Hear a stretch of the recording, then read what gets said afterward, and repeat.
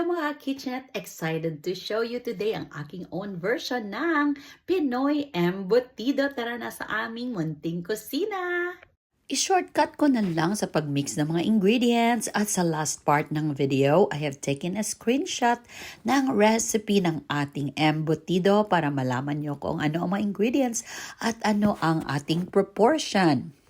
To make sure na satisfied ako sa lasa ng special embutido, mag-taste test muna tayo by frying just a thin burger patty. Prito natin at tikman natin kung pasado ang lasa niya. Ayan na, pinrito ko na siya para taste lang natin ang lasa, kung pumasa ba ang lasa before natin i-wrap ang embutido. Ayan.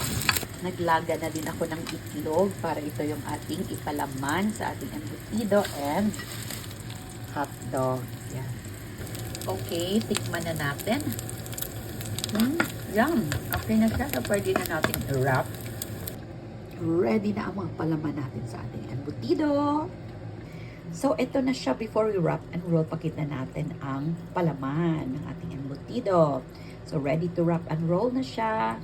Hotdog and boiled egg ang ating palaman. Ayan na, na-wrap na natin at we are steaming it. We will be steaming it for 45 minutes to 1 hour. Depende kung gaano ka thick or thin ang inyong pagbalot. Pero sa akin, I set the time for 45 minutes. See you later! Whoops! Look at that! Yung ating bagong lutong embutido. Tingnan natin. Oh, wow!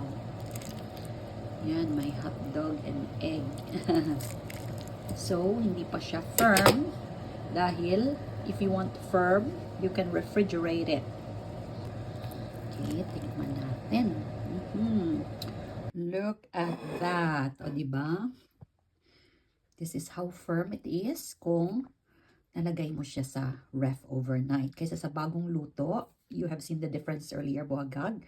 So, after mo siyang mapakool or malagay sa ref, ito na siya. Firm siya. No need nang initin kasi luto na ito and embutido can be eaten cool or warm. Iyan na ang ating embutido especial. Our customer requested me to slice it para ready na siyang iserve sa kanyang event. Sa 1 kilo, pwede kang makagawa ng 6 to 8 rolls. Depende kung gaano kahaba, kalaki, or kaliit ang iyong pag-wrap.